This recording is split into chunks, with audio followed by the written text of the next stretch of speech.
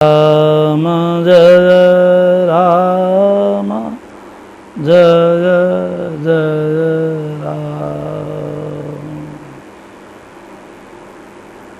किसी भक्त ने एक भाव व्यक्त किया है कि महाराज श्रीमद् भागवत महापुराण में जैसे वृंदावन का वर्णन है वैसा तो वर्तमान वृंदावन दिखाई नहीं पड़ता। वो मणिमाणिक्य नहीं दिखाई पड़ते, वो यमुना जी का रूप नहीं दिखाई पड़ता। ये बहुत दुखद स्थिति है। वर्तमान में चाहे जो भी शासन हो, सबके सब धर्म की उपेक्षा एवं धर्मात्माओं की उपेक्षा करते हैं, जिसके कारण यमुना जी का जल इतना दूषित हुआ है।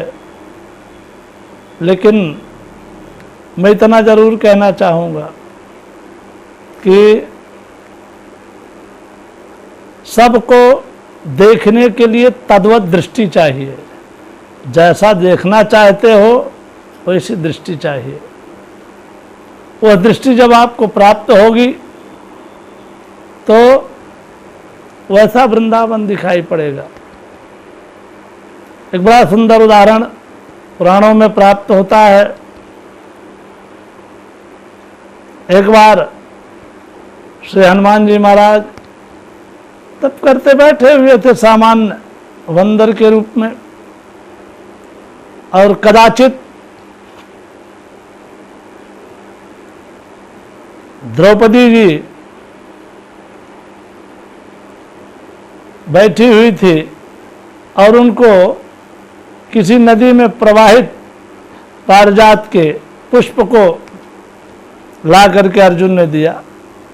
देखा, बहुत प्रमुदित हुई। कहा लेकिन ऐसा पुष्प और भी मिलता तो बहुत उत्तम होता, कहाँ मिलेगा। अनुमानक ज्ञान से ये निष्पादित हुआ कि निसंदेह इसका वृक्ष नदी के किनारे ही है। चूंकि पुष्प अपने आप इसमें गिरा होगा तब प्रवाहित होता हुआ इधर आया है, तो हम चलते हैं ढूंढने के लिए कहाँ मिलेगा। आज भीमसेन जी चले और चले जा रहे हैं, और रास्ते में हनुमान जी बड़ी लंबी पूछ करके बैठे हुए हैं और भीम जी महाराज पहुँचे। देखा, साधारण बंदर जैसे, कोई पाखंड नहीं, कोई उपद्रव नहीं, शांत भाव मुद्रा में बैठे हैं। भीम जी ने कहा, अपनी पूंछ हटा लो। हनुमान जी कुछ नहीं बोले। दूसरी बार अपनी पूंछ हटाओ, फिर भी कुछ ना बोले। तीसरी बार में कहा, अरे हटाते हो कि हटा के उधर रख दे? नहीं, पाँव रख देंगे। कहा भैया आप ही उठाकर रख दो। जब भीम जी उस पूंछ में हाथ लगाए और उठाना चाहे तो जितना बल और वेग था सब लगाकर थक गए, पूंछ उठी नहीं। तब भीम को लगा ये कोई सामान्य बंदर नहीं। प्रणपात किया, कहा भैया आप मेरे संबंध में भाई हो लगता है। मेरी माताजी ने कभी बताया था कि आप वायुपुत्र हो और वायु देवता के एक पुत्र और हैं हनुमान जी। वातात्मजम वानर यूथ मुख्यम कहा जाता है।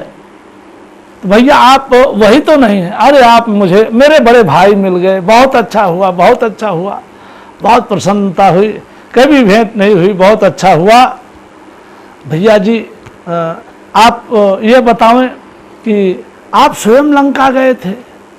जी। लंका दहन किया था? जी। तो थोड़ा सा हमको संशय हो रहा है। भीम कहते हैं, हमको संशय क्या हो रहा है कि वो नाद, वो विकराल रूप देख करके, जिसको रामचरितमानस में बाबा तुलसीदास जी ने लिखा कि गर्भ श्रम ही रजनी चन्नारी। जब हनुमान जी केवल गर्जना कर देते थे तो लाखों लाख देवियों के गर्भ नष्ट हो जाते थे, राक्षसियों के। तो वो कैसा निनाद था, कैसी आवाज थी, और कैसा वो विकराल रूप था। थोड़ा सा भैया हमको दिखाते। हनुमान जी ने कहा ठीक है, वो जो होना था सो हो गया, उसके लिए नहीं नहीं। कहा सुनो भीम, उस रूप को देखने के आपके नेत्रों में ताकत नहीं है, आपको ऐसे नेत्र की जरूरत है, आपके पास ऐसा नेत्र होगा तब आप देख पाओगे। अरे कहा भैया मैं बहुत कमजोर नहीं हूँ, भले ही आपसे उम्र में छोटा हूँ लेकिन हूँ आपका छोटा भाई ना, आप भी वायु पुत्र हैं, हम भी वायु पुत्र हैं, तो बहुत कमजोर नहीं है। हनुमान जी मुस्कुराए और समझ गए कि ये वो रूप देखना चाहते हैं। तो कहा ठीक है भैया, आप वो रूप देखना चाहते हैं, लेकिन मैं एकाएक वो रूप नहीं बनाऊंगा, और मैं धीरे धीरे वो रूप बनाता हूं, अब आप देखिएगा। हनुमान जी ने कहा मैं 4 बार में वो, हाँ, स्टेप बाय स्टेप सोपान से रूप बनाता हूं, और आप ध्यान दीजिएगा। हनुमान जी ने प्रथम बार में केवल 25% का रूप बनाया, और जब हनुमान जी अपना विकराल रूप बनाना शुरू किया तो 25% रूप देखने के बाद ही भीम की हालत खराब, और 25 के बाद जब दोबारा 50 के सोपान पर पहुंचे तब तो भीम मूर्छित होकर गिर पड़े। हनुमान जी महाराज पुनः रूप को संवरित किए। कहा हर वस्तु की, हर पात्र की पात्रता भिन्न भिन्न होती है भीम। अपना रूप संवरित करने के बाद सामान्य रूप में जब हनुमान जी हुए, भीम जी का अहंकार नष्ट हुआ, प्रणाम किए, कहा भैया मैं नहीं जानता था इतना विकराल रूप आपका उस समय था, और उस समय तो पूरे विश्व को निगल जाने की स्थिति में थे, जिसको तुलसीदास जी ने लिखा है, बालधि विशाल विकराल जाल, जाल मानव लंक लीली बेको काल, रसना पसारी है, तुलसी सुरेश चाप कैंधो दामिनी कलाप कैंधो चल, मेरे ते किसान सार भारी है। बड़ा विकराल उस समय विचित्र रूप था हनुमान जी का, सब देख ही नहीं सकते थे, सब उनकी आवाज को बर्दाश्त नहीं कर सकते थे।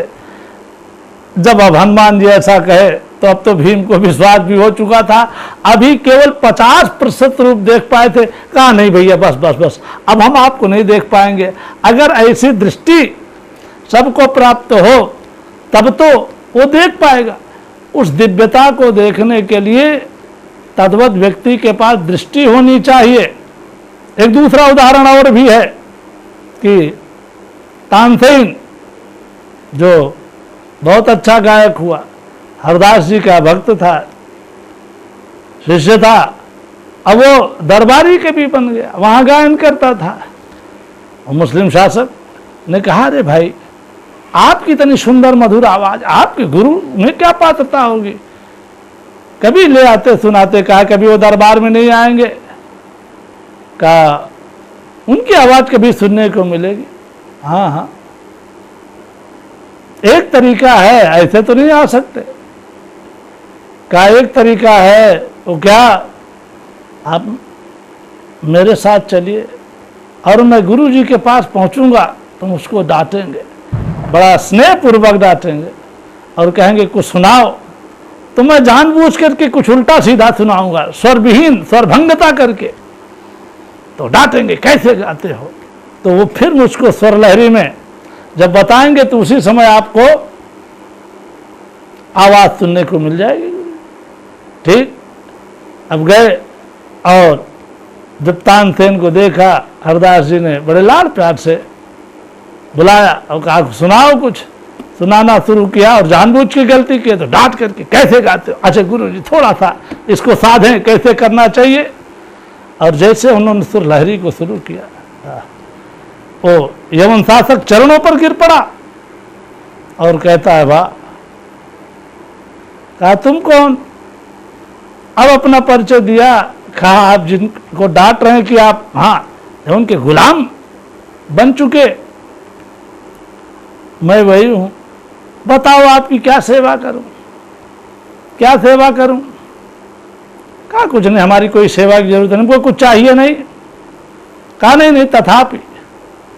तो कहा सुनो, समझ गए कि इसको अहंकार आ चुका है, प्रमाद हो चुका है, बड़ा ऐश्वर्य है भाई, देश का शासक है। क्या चले जाओ घाट पर, वृंदावन में एक सीढ़ी टूटी हुई है और केवल एक बीता की सीढ़ी टूटी हुई है, उसी को बनवा दो, और हरदास तो सिद्ध प्राप्त महात्मा थे। उतनी देर के लिए उसको वो दिव्य दृष्टि दे दिया कि जाए तो उसको वो दिव्य सीढ़ियां दिखाई पड़े जो शास्त्रों में वर्णित है। जब वहां पहुंचा देखा तो सारी की सारी सीढ़ियां मणमाणिक की दिखाई पड़ी। उसको लगा कि हम पूरे देश के ऐश्वर्य को, विश्व के ऐश्वर्य को बेच डालें तो भी ऐसी सीढ़ी नहीं बनवा सकते। अब तो आगे चरणों पर गिरा, अरे महाराज क्षमा करें, क्षमा करें, हम पूरे विश्व का ऐश्वर्य बेच डालें तो भी उतने एक बीता टूटी हुई सीढ़ी को नहीं बनवा सकते। हमारे पास वो ऐश्वर्य ही नहीं है।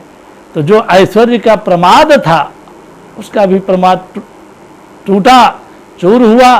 कहने का अभिप्राय यह है, भगवान को, तीर्थों को, देवताओं को यथार्थ में देखना हो तो जैसा चश्मा होगा चित्र वैसा ही दिखाई पड़ेगा।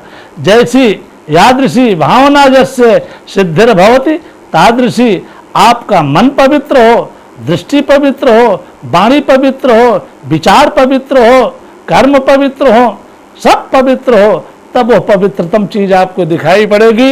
इसलिए किसी भी रहस्य को या घटना को देखने और समझने के लिए अगर आपकी तद्वत दृष्टि होगी तभी आपको यथार्थ रूप दिखाई पड़ेगा।